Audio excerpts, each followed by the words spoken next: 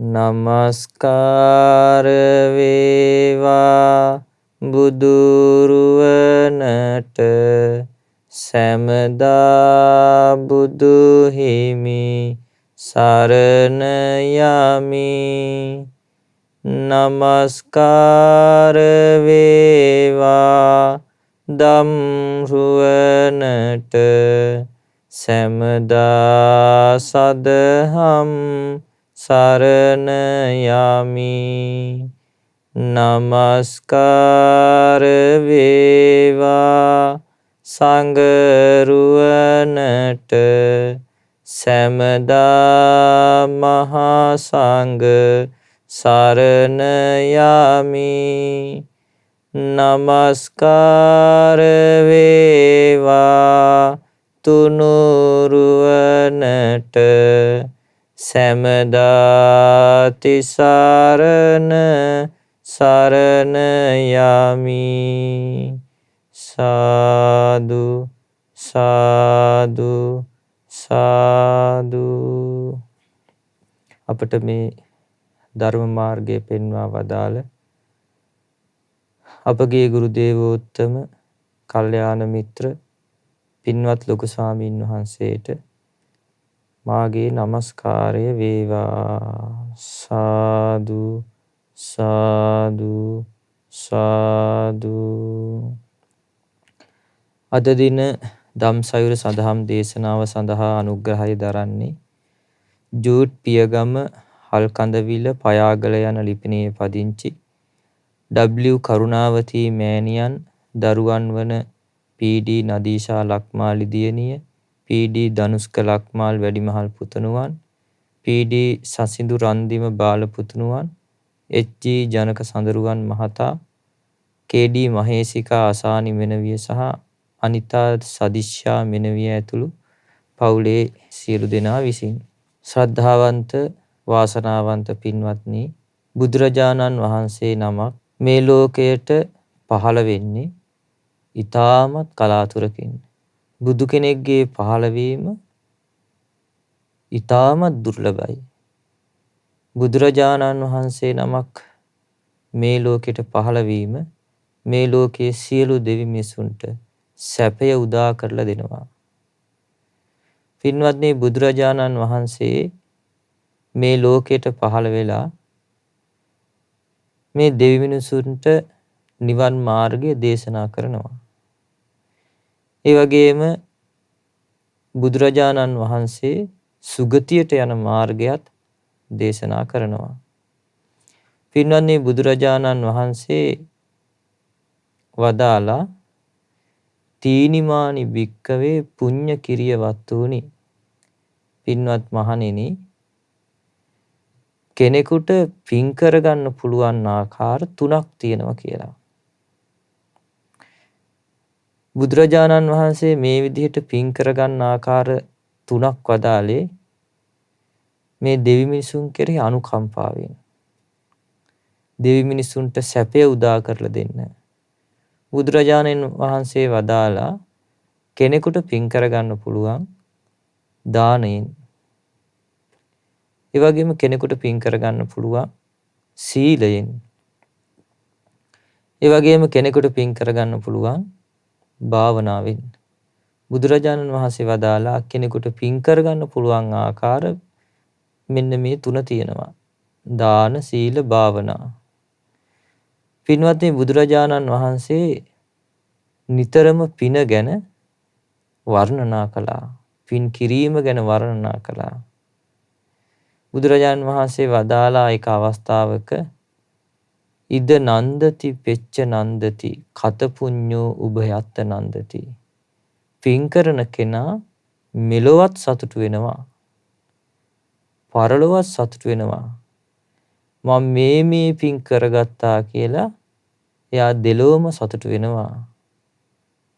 පුඤ්ඤානම් මේ කතන්ති නන්දති බිහියෝ නන්දති සුග්ගතින් ගතෝ. ඒ කෙනා ඊටත් වඩා සතුට වෙනවා කියනවා සුගතියට ගිහිල්ලා සැපය විඳිද්දී. පින්වත්නි, ඒ නිසා බුදුරජාණන් වහන්සේ නිතරම වදාළේ පින් කරගන්න. බුදුරජාණන් වහන්සේ වදාලා සුකස්සේතම් භික්කවේ අදිවචනං යදිදම් පුඤ්ඤං. පින්වත් මහණෙනි, මේ පින කියලා කියන්නේ සැපයට කියන නමක් කිව්වා. ඒ වගේම බුදුරජාණන් වහන්සේ වදාලා මේ පිනට බය වෙන්න එපා කියලා වදාලා. ඒ මොකද පින්වත්නි, පින කියන එක සෙවණැල්ල වගේ පිටුපසින් ඇවිල්ලා මේ මිනිස්යාට සත්වයාට සැපය සලසා දෙනවා. පින්වත්නි, පිනකින් උපද්දවල දෙන්නේ සැපයක්මයි. පිනකින් කවදාවත් දුකක් උපද්දවන්නේ නැහැ.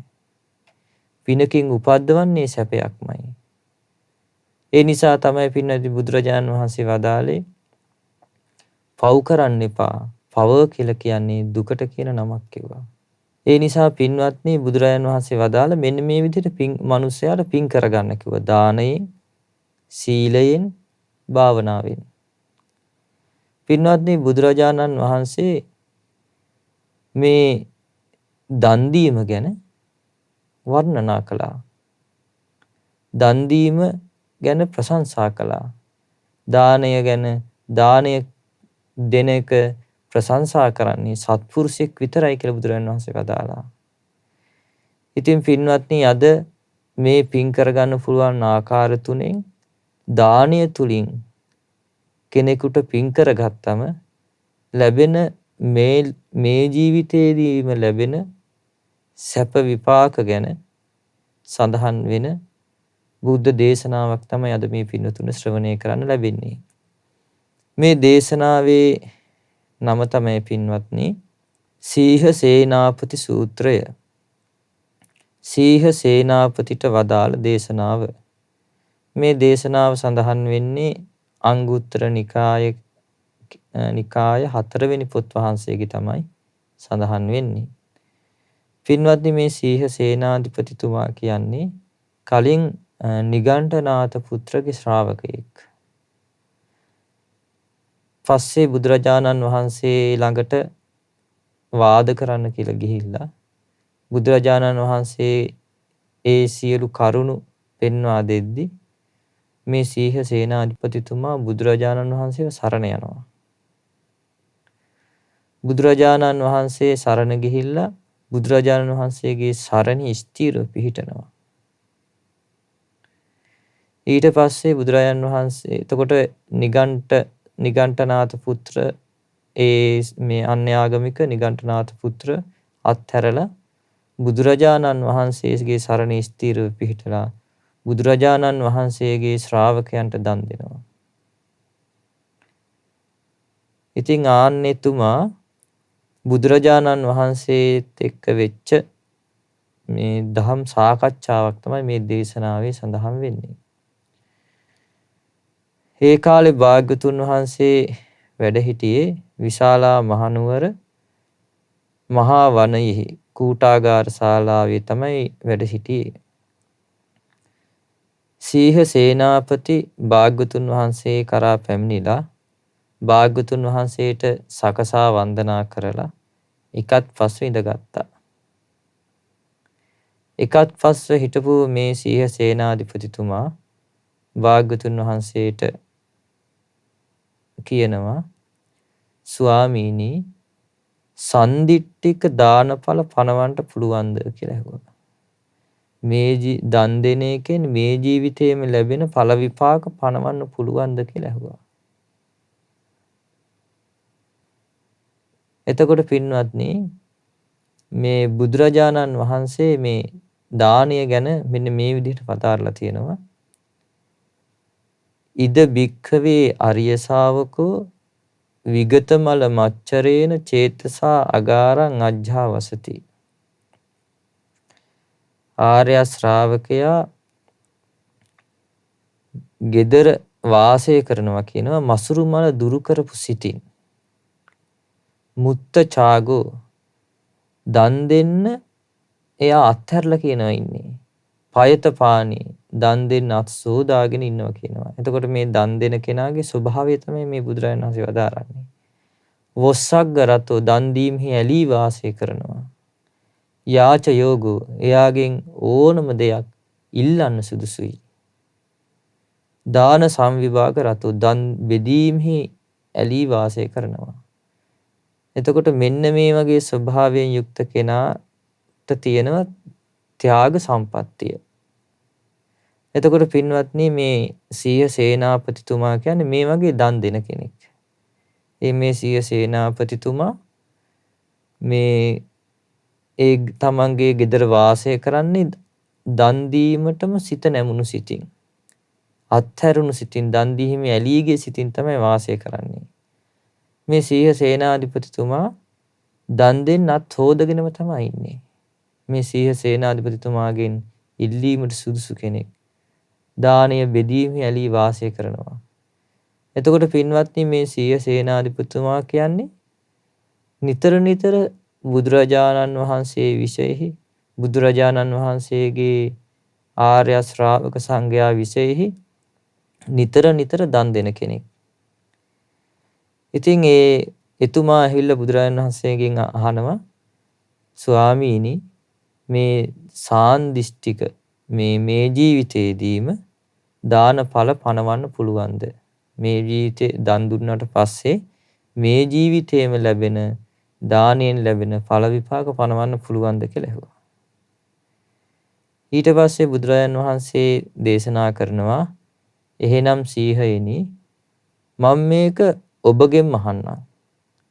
ඔබට වැටහෙන විදියට පිළිතුරු දෙන්න කියලා වදාලා. සීහයනි බුදුරජාණන් වහන්සේ වදාරනවා සීහයනි ඔන්න පුරුෂයෝ දෙන්නෙක් ඉන්නවා කියනවා. එක් පුරුෂයෙක් ඉන්නවා කියනවා අසද්දෝ සද්ධාාවක් නැහැ කියනවා. ඒ වගේම මසුරුයි කියනවා. තද මසුරු අනුන්ට ගරහන කෙනෙක් කියනවා. ඔන්න එක පුරුෂයෙක් ඉන්නවා එයාගේ ලක්ෂණ තමයි එයා සද්ධාවන්ත නැහැ. අතට බුදුරජාණන් වහන්සේ කෙරෙහි ධර්මයේ කෙරෙහි ශ්‍රී ආර්ය මහා සංඝරත්නය කෙරෙහි යාට සද්ධාාවක් නැහැ. එතකොට ඒ වගේම මසුරුයි ගොඩාක් ලෝභයි. පුංචි දෙයක්වත් දෙන්න කැමති නැහැ. තද මසුරුයි. ඒ වගේම ගරහනවා. දන් දෙන අයටත් ගරහනවා. පින් කරන අයටත් ගරහනවා. අනුන්ට ගරහන කෙනෙක්. තව පුරුෂයෙක් ඉන්නවා කියනවා අන්න ඒ කෙනා ඒකේ අනිත් පැත්ත සදහැවත් කියනවා. ඒ කෙනා දානපතියෙක් කියනවා දන් දෙනවා කියනවා. ඒ වගේම දන් දීමේ ඇලුණු කෙනෙක් කියනවා. එතකොට ඔන්න පුරුෂයෝ දෙන්නෙක් ඉන්නවා. කෙනෙක් දන් දෙන කෙනෙක් අනිත් එක්කෙනා දන් දෙන්නේ නැහැ. කෙනෙක් සද්ධාවන්තයි අනිත් කෙනා සද්ධාවන්ත නැහැ. මේ වගේ පුරුෂයෝ දෙන්නෙක් ඉන්නවා කියනවා. සීහය මේ දෙන්න අතරින් ඔබ හිතන්නේ රහතන් වහන්සේලා පළමු කොටම අනුකම්පා කරන්නේ මේ දෙන්නගෙන් කාටද කියලා ඇහුවා. රහතන් වහන්සේ නමක් අනුකම්පා කරනවා නම් පළමු කොටම අනුකම්පා කරන්නේ මේ දෙන්නගෙන් කාටද කියලා ඇහුවා. මේ පුරුෂයෙක් ඉන්නවා සද්ධා නැති මසුරු තද මසුරු අනුන්ට ගරහන කෙනාටද එහෙමත් නැත්නම් සදහැවත් දානපති දන් දීමේ ඇලුණු කෙනෙක් වෙයි නම් අන්න ඒ කෙනාටද කියලා ඇහුවා. ඊට පස්සේ මේ සීහ සේනාපතිතුමා පිළිතුරු දෙනවා ස්වාමීනි මේ යම් පුරුෂයෙක් ඉන්නවා සදහැ නැහැ. සද්ධාවන්ත නැහැ. ඒ වගේම මසුරුයි දැඩි මසුරුයි අනුන්ට ගරහන කෙනෙක් වෙනවා. රහතන් වහන්සේලා පළමු කොටම අනුකම්පා කරත් නම් මක් නිසා ඔහුට අනුකම්පා කරන්නද කියලා අහනවා. ස්වාමීනි යම් පුරුෂයෙක් ඉන්නවා සදහැවත් දානපති දන් දීමේ ඇලුනේ වෙයිද රහතන් වහන්සේලා අනුකම්පා කරනවා නම් පළමු කොටම අනුකම්පා කරන්නේ ආන්නේ කෙනාට කියනවා. සද්ධාවන්තයාට කියනවා. දන් දීමේ ඇලුන කෙනාට කියනවා. දානපති කෙනාට කියනවා පළමුවෙන්ම රහතන් වහන්සේලා අනුකම්පා කරන්නේ.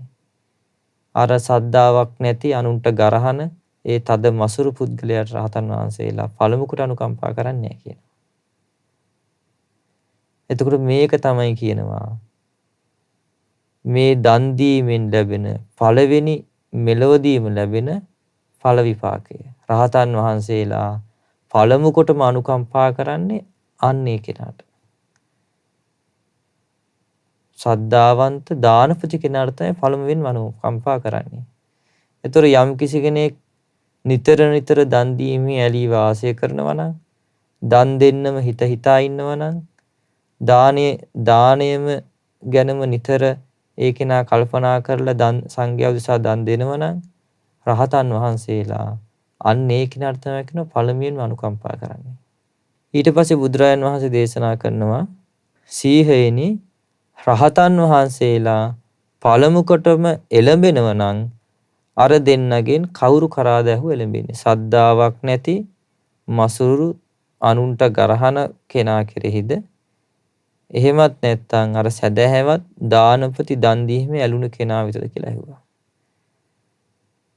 ඊට පස්සේ සීහසේනාධිපතිතුමා උත්තර දෙනවා ස්වාමීනි යම් මේ පුරුෂයෙක් ශ්‍රද්ධාවන්ත නැද්ද, මසුරු වුණාද, දැඩි මසුරු වුණාද, අනුන්ට ගරහනවද, රහතන් වහන්සේලා පළමු කොට ඔහු කරා එළඹෙන්නේ මක් නිසාද කියලා අහනවා. ස්වාමීනි යම් පුරුෂයෙක් සැදැහැවත්ද, දානපතිද, දන් දීමේ ඇලුනේද, රහතන් වහන්සේලා එළඹෙනව නම් පළමු කොටම එළඹෙන්නේ ඔහු කරා කියනවා. එතකොට දන් දෙන කෙනා කරා තමයි කියනවා පළමු කොටම එළඹෙන්නේ. ඇයි එයාගෙන්නේ දෙයක් ඉල්ලන්න සුදුසු. දන් දෙන කෙනා ආත් දෙක සෝදගෙන ඉන්නේ දානි දෙන්න. එයා දන් බෙදීමේම ඇලී වාසය කරන කෙනෙක්. ඊට පස්සේ අත්හැරුණු සිතින් වාසය කරන කෙනෙක්. දානයටම කැප වෙලා ඉන්න කෙනෙක්. ඒතර රහතන් වහන්සේලා පළමු කොටම එළඹෙන්නේ ආන්නේ කෙනා කෙරෙහි කියනවා. එතකොට මේක තමයි කියනවා මේ දන් දීම නිසා ලැබෙන, මේ ජීවිතයේදීම ලැබෙන දෙවෙනි ඵල විපාකය. එතකොට පළමු කොටම රහතන් වහන්සේගේ අනුකම්පාව ලැබෙන්නේ දන් දෙන කෙනාට.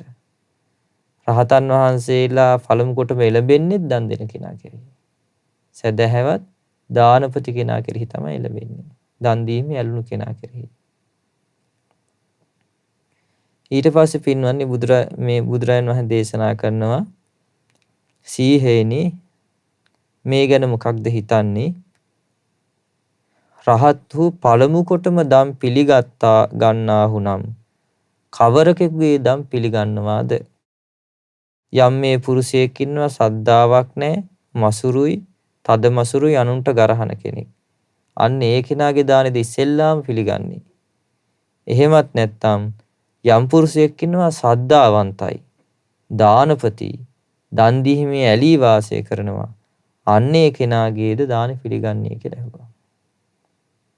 ඊට පස්සේ මේ සීහසේනාධිපතිතුමා කියනවා ස්වාමීනි මේ සද්ධාාවක් නැති මේ තද මසුරු අනුන්ට ගරහන කෙනාගේ මේ දාණය අනුන්ට ගරහන්නේ වෙයිද? රහත් වූ දම් පිළිගන්නව නම් පළමු කොට මක් නිසා ඔහුගෙන් දම් පිළිගන්නද කියලා අහනවා. ස්වාමිනී යම් පුරුෂයෙක් ඉන්නවා සද්ධාවන්තයි, ඒ වගේම දානපති, දන් දීමේ ඇලී වාසය කරනවා. රහතන් වහන්සේලා දානේ පිළිගන්නව නම් පළමු කොටම අන්න ඔහුගේ දන් තමයි කියන පිළිගන්නේ. එතකොට ඉස්සෙල්ලාම දාන පිළිගන්නේ සද්ධාවන්ත, දන් දීමේ ඇලී වාසය කරන දානපති කෙනාගේ තමයි දානේ පිළිගන්නේ. මේකත් මේ ජීවිතයේදීම ලැබෙන සාන්දිටික ඵල විපාකයක් කියනවා. දානයෙන් ලැබෙන, මෙලොවදීම ලැබෙන ඵල විපාකයක් කියනවා. එතකොට රහතන් වහන්සේලා පළමු කොට අනුකම්පා කරන්නේ දන් දෙන කෙනාට. ඒ වගේම රහතන් වහන්සේලා පළමු කොට එළඹෙන්නේ දන් දෙන කෙනා කෙරෙහි. රහතන් වහන්සේලා මුලින්ම දාන පිළිගන්නේ දන් දෙන කෙනා කෙරෙහි. මසුරු කෙනාගේ දාන පිළිගන්නේ. ඊට පස්සේ පින්වත්නි බුදුරජාන් වහන්සේ දේශනා කරනවා සීහේනි රහතන් වහන්සේලා පළමු කොටම දහම් දෙසත් නම් ධර්මයේ දේශනා කරනවා නම් මේ දෙන්නගෙන් කාටද ඉස්සෙල්ලාම ධර්මයේ දේශනා කරන්න කියලා ඇහුවා. ඒ කියන්නේ මේ සද්ධාාවක් නැති මසුරු, තද මසුරු, අනුන්ට ගරහන පුරුෂයාටද, එහෙමත් නැත්නම් සදහැවත් දානපති, දන් දීමේ ඇලුණු මේ පුරුෂයාටද කියලා ඇහුවා. ඊට පස්සේ සීහසේනාධිපතිතුමා කියනවා මේ ශ්‍රද්ධාවක් නැති මසුරු, අනුන්ට ගරහන පුරුෂයාට පළමු කොටම රහතන් වහන්සේලා මොකටනම් මේ ධර්මයේ දේශනා කරනවද? ස්වාමිනී යම් මේ පුරුෂයෙක් ඉන්නවා සද්ධාවන්තයි, දානපති, දන් දීමේ ඇලුනේ වෙනවා. අන්නේ කෙනාට තමයි කියනවා රහතන් වහන්සේලා පළමු කොටම ධර්මයේ දේශනා කරන්නේ. එහෙනම් පින්වත්නි දන් දෙන කෙනාට සදහැවත් සද්ධාවන්තව දාන දෙන කෙනාට තමයි රහතන් වහන්සේලා පළමුවෙන්ම බණ කියන්නේ. ධර්මයේ දේශනා කරන්නේ. මේකත් මේ දාණයෙන් ලැබෙන මෙලොවදීම ලැබෙන ඵල විපාකයක් කියනවා. එතකොට රහතන් වහන්සේලා පළමු කොටම අනුකම්පා කරන්නේ දානි දෙන කෙනාට. රහතන් වහන්සේලා පළමු කොටම එළවෙන්නේ දාන දෙන කෙනාට. රහතන් වහන්සේලා පළමු කොටම දාන පිළිගන්නේ දන් දෙන කෙනාගේ. රහතන් වහන්සේලා පළමු කොටම ධර්මයේ දේශනා කරන්නේ දන් දෙන කෙනාට. ඇයි පින්වත්නි දන් දෙන කෙනා සදහැවත්. ඒ වගේ මේ දාන දෙන කෙනා දන් දීමේ ඇලී වාසය කරනවා. අන්න ඒ නිසා පළමු කොටම ධර්මයේ දේශනා කරනවා. ඊට පස්සේ බුදුරජාණන් වහන්සේ දේශනා කරනවා සීහේනි මේ ගැන මොකද්ද හිතන්නේ? කවරෙකුගේ කල්යාණ කීර්ති ගෝසාවක් පැතිර යන්නේ වෙයිද කියලා අහනවා. ඒ කියන්නේ යම් මේ පුරුෂයෙක් ඉන්නවා සද්ධාාවක් නැහැ කියනවා. මසුරුයි, තද මසුරුයි අනුන්ට ගරහන කෙනෙක් කියනවා. ඒ කෙනාගේ දහනවා යහපත් වූ කල්යාණ කීර්තිරාවයක් පැතිරලා යන්නේ. එහෙමත් නැත්නම් යම් මේ පුරුෂයෙක් ඉන්නවා සදහැවත් දානපති, දන් දීමේ ඇල්ලු කෙනෙක් ඉන්නවා කියනවා. අන්න ඒ කෙනාගේද කියලා අහනවා. එතකොට මේ දන් දෙන කෙනාගේද මේ කල්යාණ කීර්ති ගෝසාව පැන නගින්නේ දන් දෙන්නේ නැති තද මසුරු සදහැවත් නැති කෙනාගේද කියලා අහනවා කල්යාණ කීර්ති ගෝසාව පැන නගින්නේ. එතකොට මේ සීය සේනාධිපතිතුමා උත්තර දෙනවා මේ සද්ධාාවක් නැති මසුරු වුණ දැඩි මසුරු අනුන්ට ගරහන කෙනෙක් ඉන්නවා කියනවා. අන්නේ කෙනාගේ කල්යාණ කීර්ති ගෝසාවක් පැතිර යන්නේ කුමක් හේින්ද කියලා අහනවා. එයා ගැන කල්යාණ කීර්ති ගෝසාව පැතිර යන විදිහක් නැහැ. එයා දන් දෙන්නෙත් නැහැ. ඒ වගේම දැඩි මසුරෙක්, සද්ධාවන්ත නැති කෙනෙක්. ස්වාමිනී යම් මේ පුරුෂයෙක් ඉන්නවා සද්ධාවන්තයි, දානපති, දන් දීමේ ඇලී වාසය කරනවා. අන්නේ කෙනාගේ තමයි මේ කලන කිතුකස පැතිර යන්නේ. අන්නේ කෙනා ගැන තමයි කිව්වා මේ කෙනා දන් දෙන කෙනෙක්. මේ කෙනා දානේ ඇලී වාසය කරන කෙනෙක්. මෙන්න මේ කෙනාගෙන් ඉල්ලන්න සුදුසුයි කියලා. අන්න ඒ කෙනා ගැන තමයි කියනවා කල්යාණ කීර්තිරාවේ පැතිරලා යන්නේ. අනිත් කෙනා ගැන කල්යාණ කීර්තිරාවේ පැතිරලා යන්නේ. අනිත් කෙනා ගැන පාපී වූ අපකීර්තියක් තමයි පැතිරලා යන්නේ. ඒ දැන් බලන්න පින්වත්නි හිතන්න සමහරක් වෙලාවට ඔන්න ලෝභ කෙනෙක් ඉන්නවා කිසිම දෙයක් දෙන්නේ නැති කෙනෙක්. මසුරු පුද්ගලයෙක් ඉන්නවා. එතකොට ගමේ මිනිස්සු කතා වෙනවා මේ අර මිනිස්සයා නම් ලෝභයි. අර මිනිස්සයා ඉල්ලුවට කිසි දෙයක් දෙන්නේ නැහැ. ඉල්ලලා වැඩක් නැහැ කියනවා. එතකොට ඒ වගේ අපකීර්තිය පැතිරලා යනවා. මසුරු කෙනාගේ, ලෝභ කෙනාගේ. නමුත් දන් දෙන කෙනා කෙරෙහි එහෙම නැහැ. දන් දෙන කෙනා කෙරෙහි පැතිරෙනවා. ඒ මිනිසයාගෙන් ඕන දෙයක් ඉල්ලුවක් දෙනවා. එතකොට ඔය සමහර ගම්වල ඒ කෙනා ගැන කතා වෙනවා. මේ කෙනා සංඝයාට දාන දෙන කෙනෙක්. මේ කෙනා මේ ඕනම පින්කමකට උදව් කරන කෙනෙක්. මේ කෙනා සංඝයාට නිතර දානි පූජා කරන කෙනෙක්. මේ කෙනාගෙන් ඕන දෙයක් ඉල්ලන්න පුළුවන්. මේ කෙනාගේ හිතේ කිසිම ලෝභයක් නැහැ. ආන්නේ වගේ මේ කල්යාණ කීර්තිරාවයක් පැතිරෙනවා කියනවා මේ දන් දෙන කෙනා ගැන. පින්වත්නි මේ කල්යාණ කීර්තිරාවය කියන එක මේ හරි පුදුම දෙයක්. මේ කල්යාණ කීර්තිරාවය කියන එක මනුස්ස ලෝකේ පුරාත් පැතිරෙනවා. ඒ වගේම මේ කල්යාණ කීර්තිරාවය කියන එක දිව්‍ය ලෝකෙත් පැතිරෙනවා. පින්වත්නි ඒ කාලේ මේ දන් දීම ගැන මේ සංඝයා උදෙසා දානි දෙනවා කියන එක ඒක ගැන මේ දෙවියන් අතර පවා පැතිරලා ගිහින් තියෙනවා. පින්වත්නි මේ ලංකාදීපයේ රුහුණු ජනපදයේ මුහුද ආසන්නයේ තිබිලා තියෙනවා ගොළුගම කියලා ගමක්. එතකොට මේ ඒ හරිය මුහුදට කියලා තියෙනවා ගොළු මුහුද කියලා. එතකොට ඒ ගොළු මුහුද සමීපයේ ගමක් තිබිලා තියෙනවා ගොළුගම කියලා. එතකොට මේ ගොළුගමේ වාසය කරලා තියෙනවා එක උපාසකයෙක්. මේ උපාසකයා ටිකක් මිටි. හැබැයි මේ උපාසකයා මේ මිටි වුණාට ගොඩාක් සද්ධාවන්ත කෙනෙක්. ඒ වගේම දන් දෙන කෙනෙක්. තෙරුවන් සරණේ පිහිටපු උපාසකයෙක්. ඒ උපාසකයා අර පොඩ්ඩක් මිටි නිසා ගමේ මිනිස්සු මේ උපාසකයාට කිව්වා ගෝල උපාසක කියලා. මේ ගෝල උපාසක ගොඩාක් ශ්‍රද්ධාවන්තයි. තුනුරුවන් කෙරෙහි බොහෝම පැහැදීමෙන් වාසය කර උපාසක කෙනෙක්. ඉතින් එක දවසක් මේ උපාසක මේ මුහුදු වෙරළේ බුදුරජාණන් වහන්සේට පූජා කරන්න ඕන කියලා හිතලා මේ මල් ටිකක් කඩන්න මුහුදු වෙරළේ ඇවිදගෙන ගියා. යද්දි මේ ගෝල උපාසකතුමා දැක්කා මේ ආකාහෙන් රහතන් වහන්සේලා 12 නමක් වැඩලා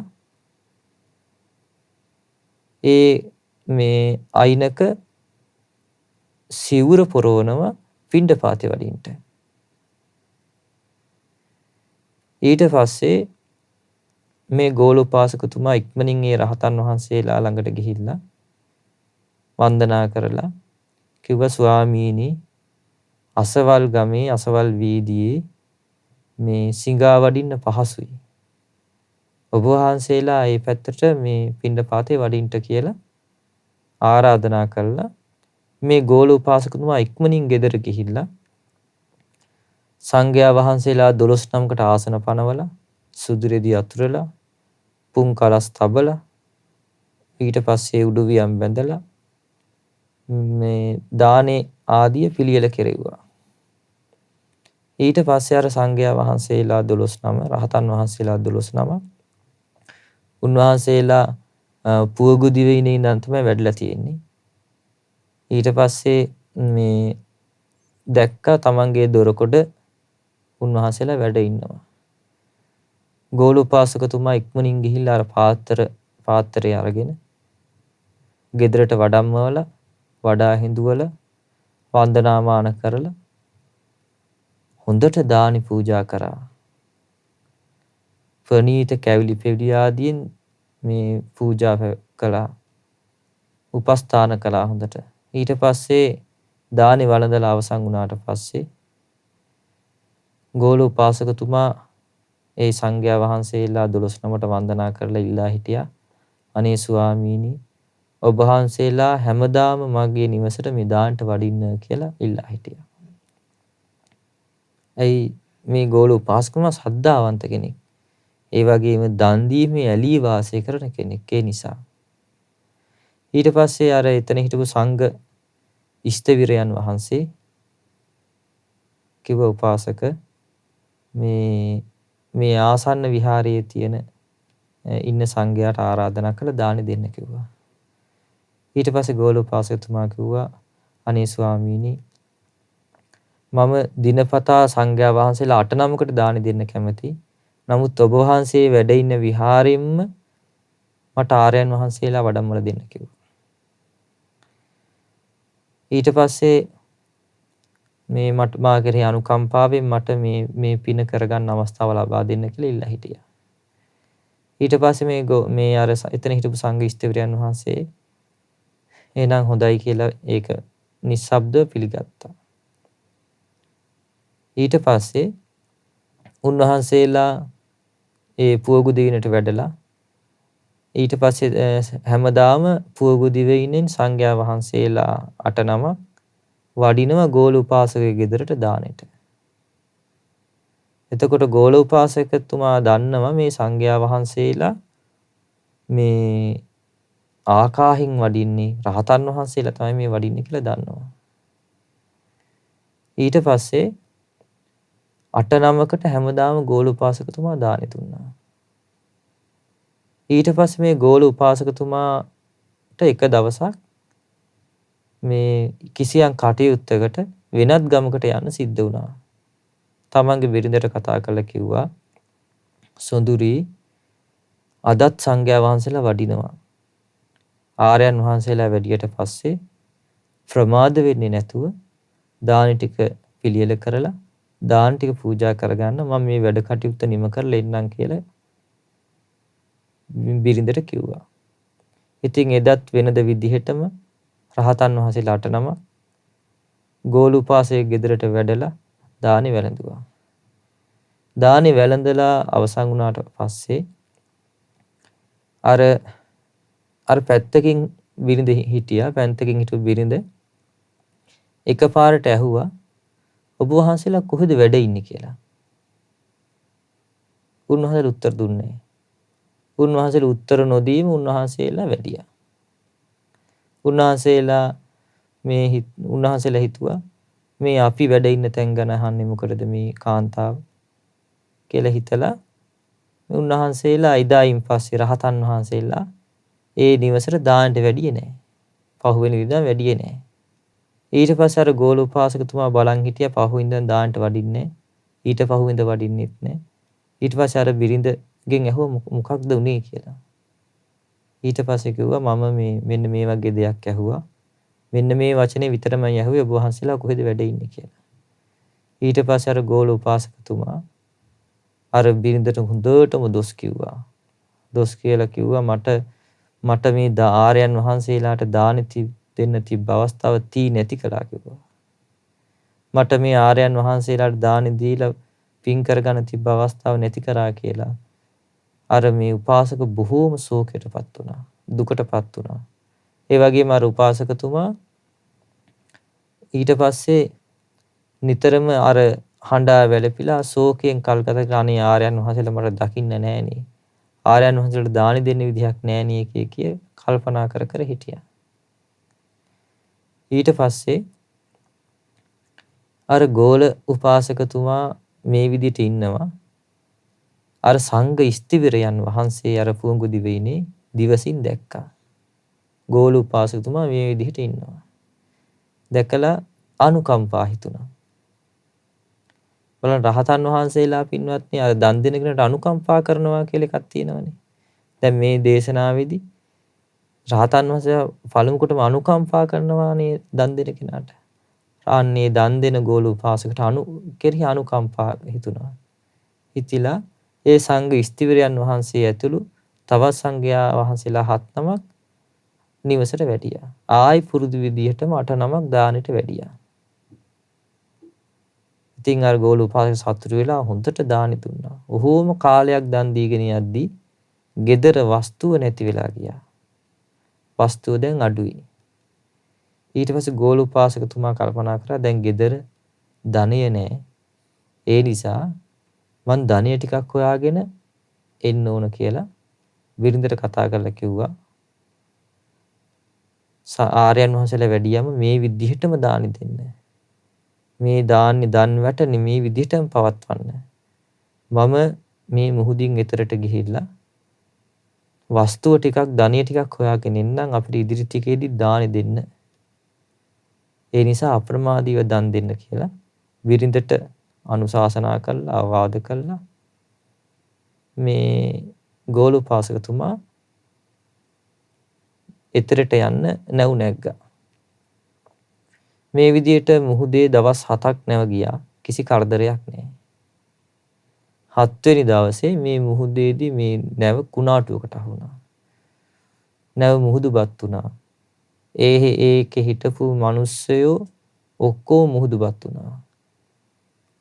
ඊට පස්සේ මේ මත්ස්‍යයන්ගේ ආහාර බවට පත් වුණා.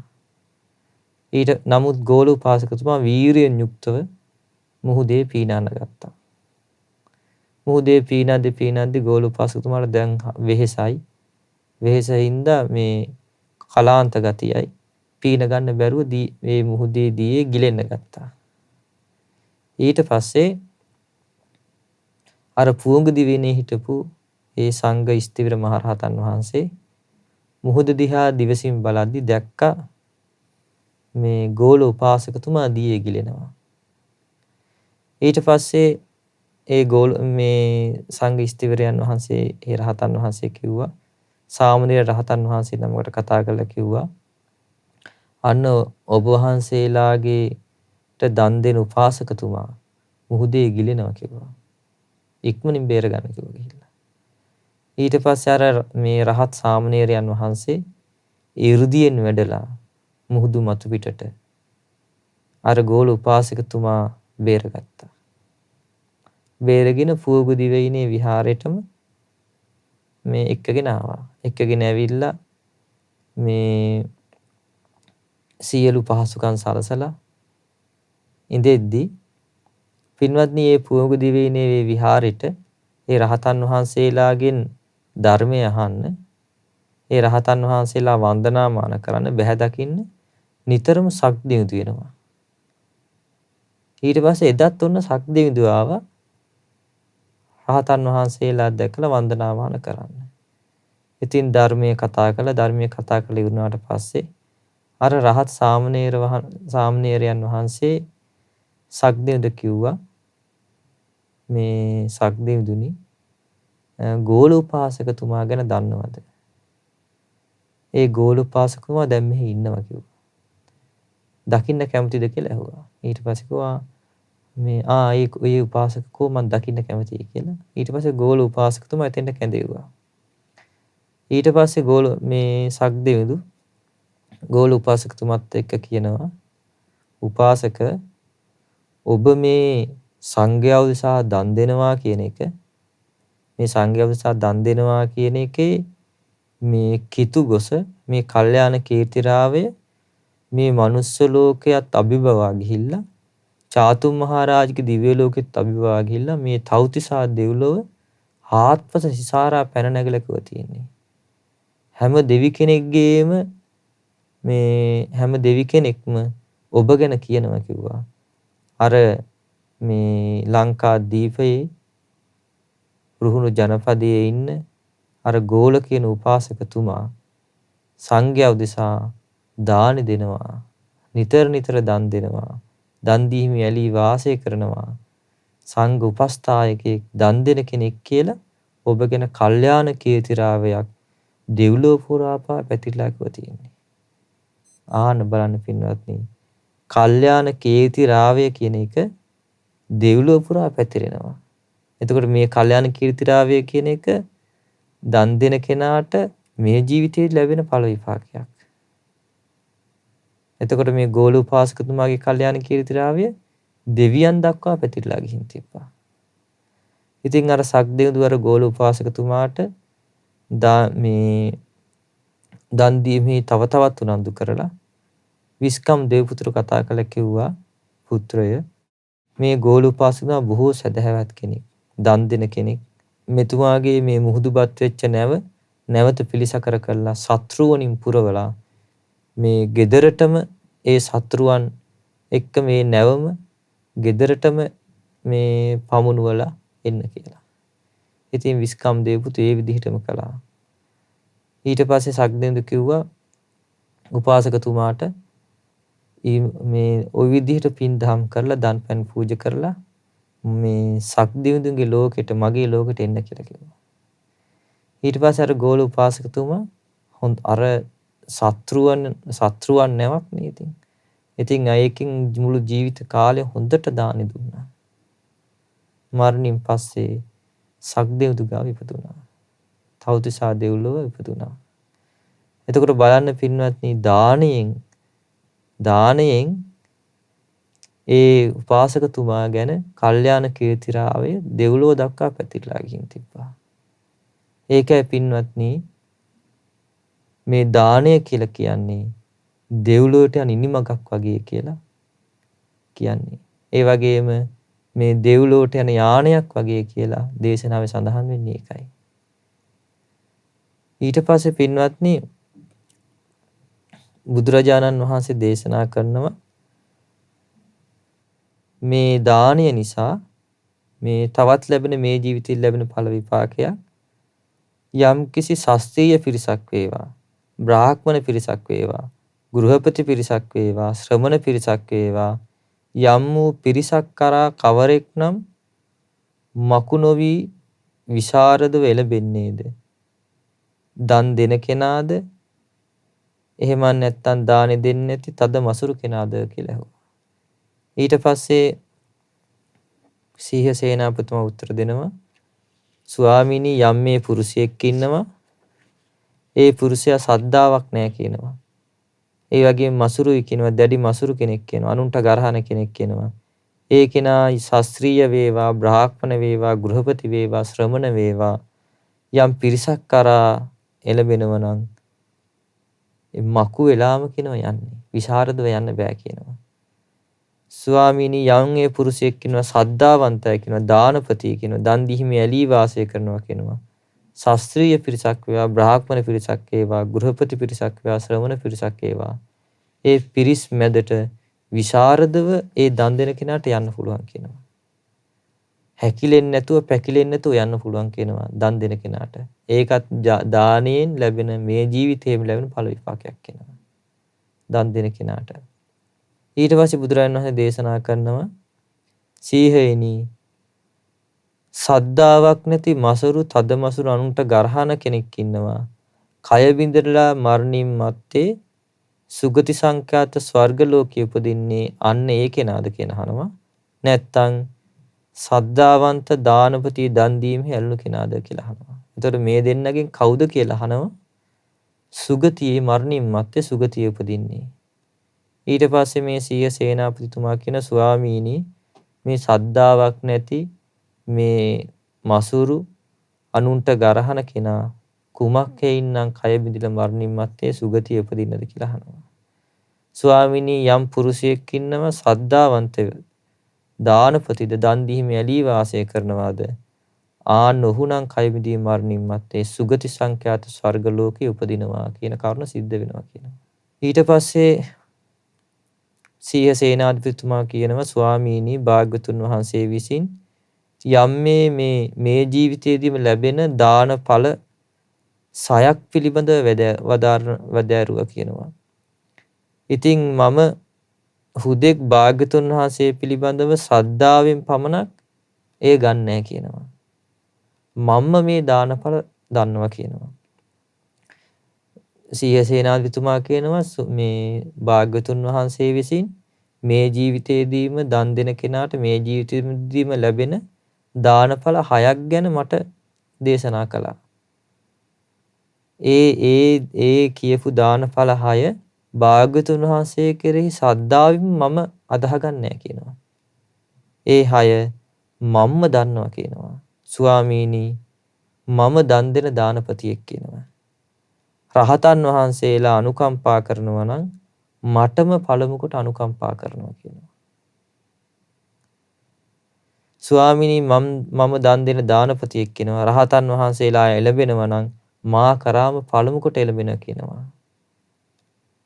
ස්වාමීනි මම දන් දෙන දානපතියෙක් කියනවා. රහතන් වහන්සේලා දන් පිළිගන්නවා නම් පළමු කොට මාගේ දාණය පිළිගන්නවා කියනවා.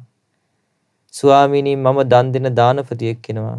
රහතන් වහන්සේලා ධර්මයේ දේශනා කරනවා නම් පළමු කොටම මට ධර්මයේ දේශනා කරනවා කියනවා. ස්වාමීනි මම දන් දෙන දානපතියෙක් කියනවා.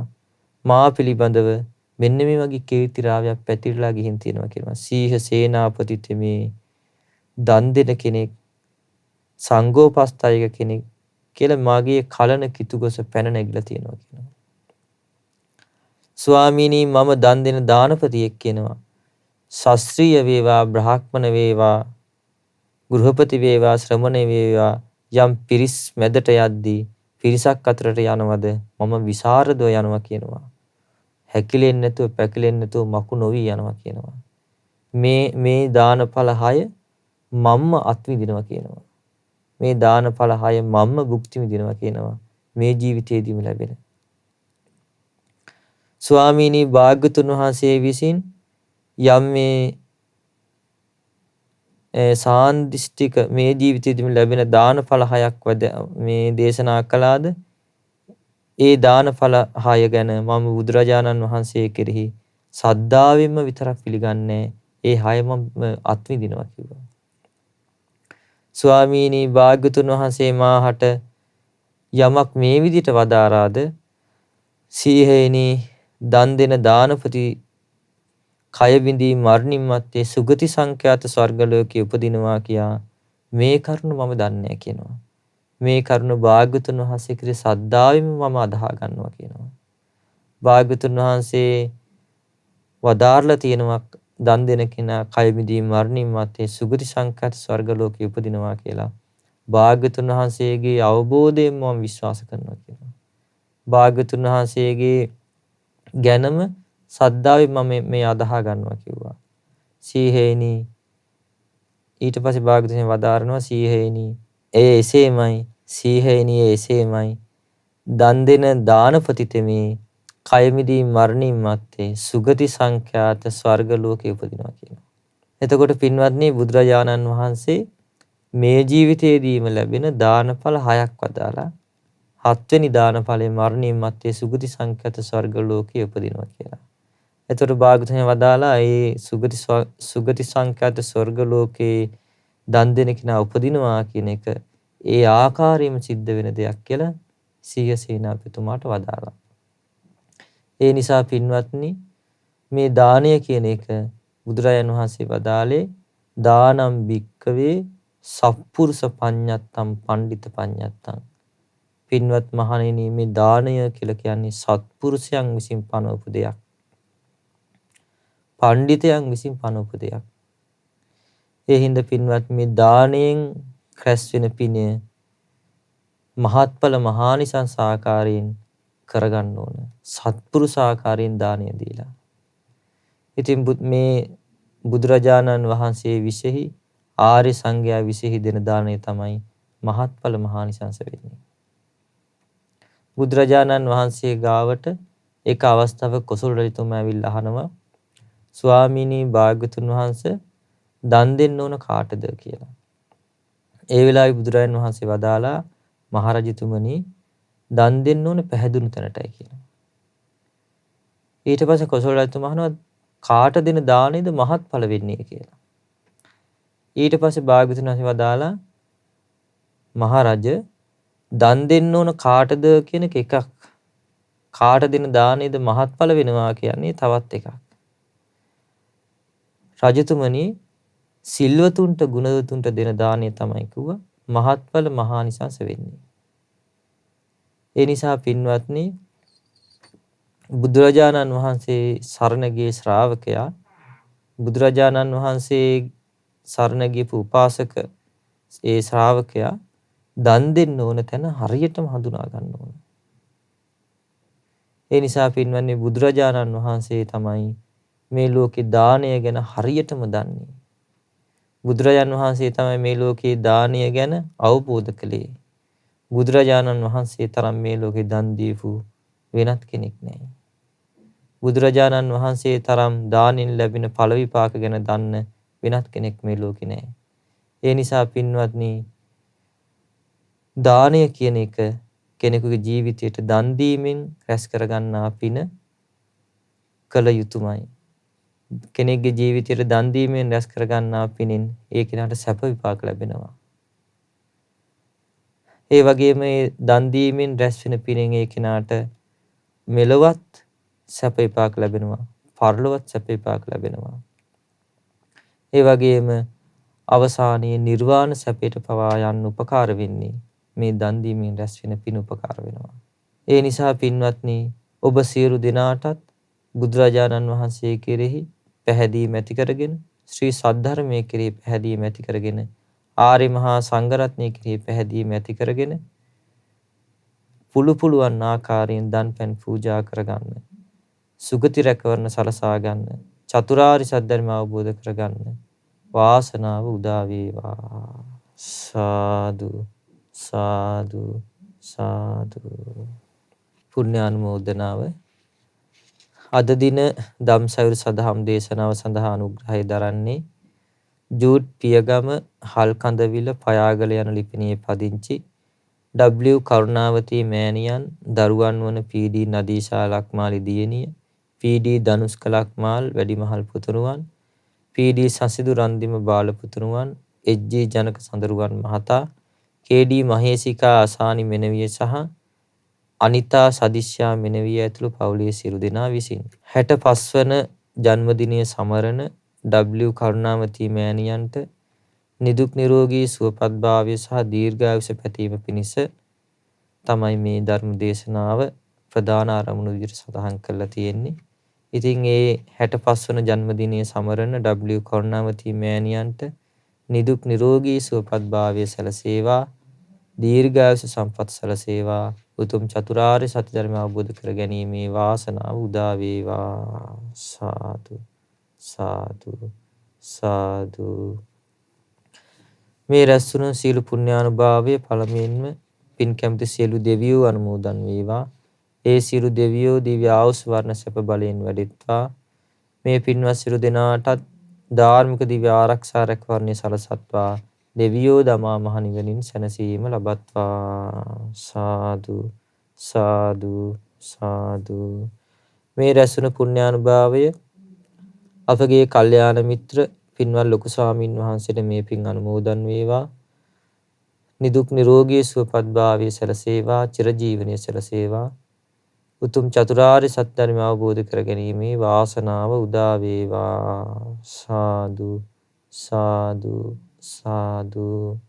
ඒ වගේ මිය පරලෝකීය W කරුණාවතී මහත්මියගේ මීට වසර 8කට පෙර හදිසි අනතුරකින් මිය පරලෝකීය ස්වාමි පුරුෂයා වන GD රංජිත් මහතාට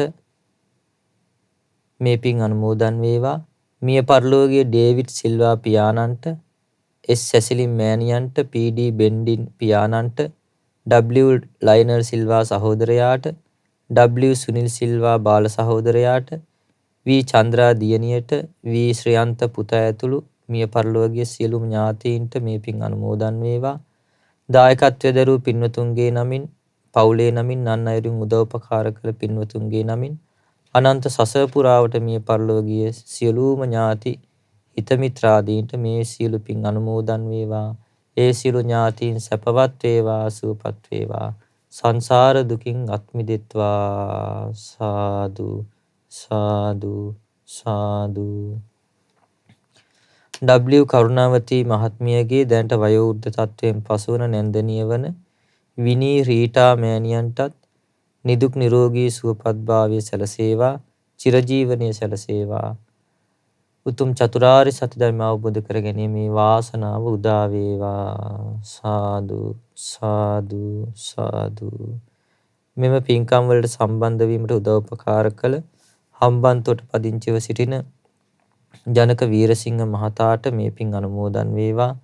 ඒ වගේම දායකත්වයේ දරූ පින්වතුන්ටත් එම පවුලේ සියලු දෙනාටත් දරුවන්ටත් නිදුක් නිරෝගී සුවපත්භාවය සහ නිරතුරු උතුම් කල්න මිතුරු ඇසුර ලැබීම පිණිසත් උතුම් චතුරාර්ය සත්‍ය ධර්ම අවබෝධය පිණිසත් මේ පින් හේතු වාසනා වේවා. සාදු සාදු සාදු.